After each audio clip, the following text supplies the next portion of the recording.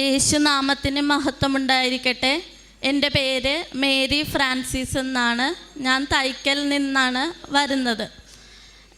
ഞാൻ 2018 D.Ed പാസ്സായതാണ്. പക്ഷേ എനിക്ക് 6 തവണ കൂടുതലായിട്ടും കേട്ടറ്റ് പരീക്ഷ ഞാൻ എഴുതിയിട്ടും എനിക്ക് പാസ്സാകാനൊന്നും സാധിച്ചിരുന്നില്ല. എല്ലാ പ്രാവശ്യവും ഫീസ് അടക്കുകയും പരീക്ഷ എഴുതുകയും ചെയ്തിരുന്നതാണ്. പക്ഷേ എനിക്ക് പാസ്സാകാൻ സാധിച്ചിരുന്നില്ല. അപ്പോൾ ഈ കഴിഞ്ഞ മെയ് 30 തീയതിയായിരുന്നു ലാസ്റ്റ് കേട്ടറ്റ് വിളിച്ചിരുന്നത്. അപ്പോൾ 28-ാം തീയതി ആയിട്ടും എനിക്ക് ഹോൾ ടിക്കറ്റ് എടുക്കാൻ സാധിച്ചിരുന്നില്ല. ഞാൻ അന്ന് തന്നെ ഹസ്ബൻഡുമായിട്ട് കൃപാസനത്തിൽ വന്നു.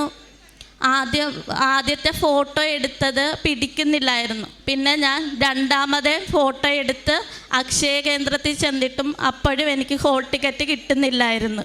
ഞാൻ കൃപാസനത്തിലോട്ട് ഭർത്താവുമായിട്ട് കയറി വന്ന് ചെരുപ്പഴിച്ച് അകത്തോട്ട് കയറിയപ്പോൾ തന്നെ അക്ഷയ കേന്ദ്രത്തിൽ നിന്ന് വിളിച്ച് പറഞ്ഞു, മോളെ നിൻ്റെ ഹോൾ ടിക്കറ്റ് വന്നിട്ടുണ്ടെന്ന് പറഞ്ഞു. പിന്നെ അപ്പോൾ തന്നെ ഹോൾ ടിക്കറ്റ് കിട്ടുകയും, പക്ഷേ എനിക്ക് ഈ കേട്ടറ്റ് പരീക്ഷ പഠിക്കാനുള്ള സാഹചര്യമൊന്നുമില്ലായിരുന്നു. എനിക്ക് 2 ചെറിയ കുഞ്ഞുങ്ങൾ ഉണ്ട്. പക്ഷേ എനിക്ക് എൻ്റെ പഠനത്തിൻ്റെ ടച്ച് എല്ലാം വിട്ടുപോയിരിക്കുകയായിരുന്നു. എൻ്റെ അമ്മ മുട്ടിൻ്റെ ഓപ്പറേഷനൊക്കെ കഴിഞ്ഞ് ഹസ്ബൻഡിൻ്റെ അമ്മ ഇരിക്കുമായിരുന്നു. പഠിക്കാനുള്ള ഒരു സാഹചര്യമില്ലായിരുന്നു. ഞാനങ്ങനെ പരീക്ഷയുടെ സമയത്ത് കാശ് രൂപവും ഞാൻ 28-ാം തീയതി അന്നിവിടെ വന്ന് അന്ന് തന്നെ ഞാൻ ഉടമ്പടി എടുത്തിട്ടാണ് പോയത്.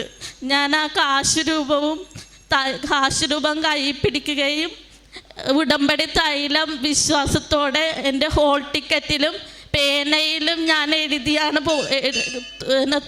തളിച്ചുകൊണ്ടാണ് ഞാൻ പരീക്ഷയ്ക്ക് പോയത്.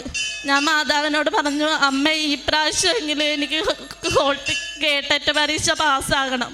അങ്ങനെ ഞാൻ പരീക്ഷ എഴുതി. എനിക്കൊന്നും അറിയത്തില്ലായിരുന്നു, ഉത്തരങ്ങൾ പോലും. ഞാൻ എന്നിട്ട് മാതാവിനോട് പറഞ്ഞു, മാതാവേ എനിക്ക് ഈ പ്രാവശ്യമെങ്കിലും കേട്ടറ്റ് കിട്ടണം. എൻ്റെ ഭർത്താവ് ഒരു മത്സ്യത്തൊഴിലാളിയാണെന്ന് പറഞ്ഞു. അങ്ങനെ ഇന്നലെ എൻ്റെ കേട്ടറ്റിൻ്റെ റിസൾട്ട് വന്നു. ഞാൻ പാസ്സാകുകയും ചെയ്തു. ഞാൻ മാതാവിനോട് പറഞ്ഞു, എൻ്റെ റിസൾട്ട് ഇന്നലെയാണ് വന്നതെങ്കിൽ ഇന്ന് തന്നെ ഞാൻ മാതാവിൻ്റെ അടുത്ത് വന്ന് സാക്ഷ്യം പറയാമെന്ന് നേർന്ന് ഇന്നലെ ഞാൻ 6ാമത്തെ തവണ കേട്ടറ്റ് പാസ്സായി. പിന്നെ ഞങ്ങൾക്കൊരു വീടില്ലാന്ന് വെച്ചാൽ ഒരു ഷെഡായിരുന്നു. മഴ വന്നാൽ കുഞ്ഞുങ്ങളെയൊക്കെ കൊണ്ട് കിടക്കാനൊക്കെ ബുദ്ധിമുട്ടായിരുന്നു. കടപ്പുറത്തായതുകൊണ്ട് ദൂരപരിധി ഉള്ളത് കൊണ്ട് വീട് അനുവദിച്ച് കിട്ടാൻ ബുദ്ധിമുട്ടായിരുന്നു. അതിൻ്റെ പേപ്പറുകളൊന്നും നീങ്ങണില്ലായിരുന്നു. ഈ ദൂരപരിധി ഉണ്ടല്ലോ ഇപ്പോൾ, അതുകൊണ്ട് വീടിൻ്റെ ഒരു സാഹചര്യമില്ല കിട്ടാനുള്ള. അപ്പം ഞാൻ പ്രത്യക്ഷീകരണ പ്രാർത്ഥന ചൊല്ലിക്കൊണ്ട് എപ്പോഴും പഞ്ചായത്തിലോട്ട് വിളിക്കുമായിരുന്നു. വീടിൻ്റെ എന്തായി, പേപ്പറൊക്കെ എന്തെങ്കിലുമൊക്കെ ആകുന്നുണ്ട്. അപ്പോൾ ഒന്നും ആകുന്നില്ലായിരുന്നു. ഞാനപ്പോൾ പ്രത്യക്ഷീകരണ പ്രാർത്ഥന ചൊല്ലി കണ്ണുനീരോട് പ്രാർത്ഥിച്ചു, മാതാവേ എൻ്റെ ഈ കുഞ്ഞുങ്ങളെയും കൊണ്ട് മഴയത്ത് ഞാൻ ഈ വീട്ടിലാണല്ലോ കിടക്കണം, ഞങ്ങൾക്കൊരു വീട് തരുമോ മാതാവേന്ന്. അപ്പോൾ തന്നെ പഞ്ചായത്തിൽ നിന്ന് ഒരു മാഡം എന്നെ വിളിച്ചിട്ട് പറഞ്ഞു, നിങ്ങളുടെ വീടിൻ്റെ എല്ലാം റെഡിയായിട്ടുണ്ട്, പേപ്പറെല്ലാം റെഡിയായിട്ടുണ്ട്, വീട് പണി തുടങ്ങിക്കോളാം. മാതാവ് അങ്ങനെ ഞങ്ങളെ അനുഗ്രഹിച്ചു.